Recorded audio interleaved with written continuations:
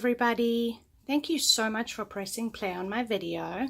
My name is Charlene Luciano from stampwithshar.com, and I'm an independent Stampin' Up! Demonstrator here in the US. Today's Friday, which means I either have a tip, a trick, or a technique to share with you.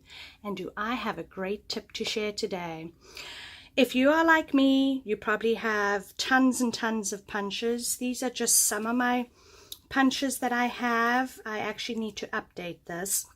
But for today's tip, you guys, I usually, if there's a punch and a coordinating stamp set, on my stamp set, I write punch with a Sharpie.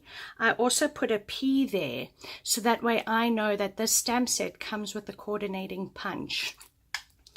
But for today, I wanted to share with you, now I keep this swatch right here on my desk because there are times where I either stamp an image or a sentiment, and I need to know whether my punch is going to fit the image. So instead of pulling out all the different punches, like if I was using my circle punches, instead of trying to pull out all the different punches to figure out if this image is going to fit the punch, I can grab out my swatch and use this as my guide to see which punch I would like to use.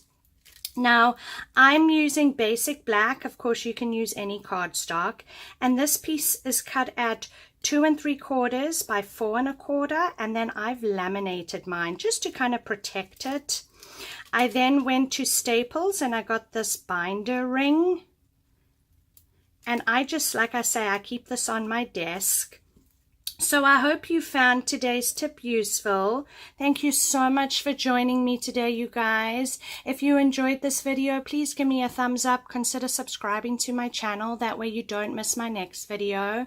If you're in the US and you're interested in any of the products that I used, I will have them linked down in the description below.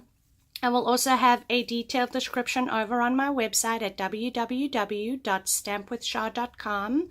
I do post projects every weekday to inspire you, so I hope you'll head on over there.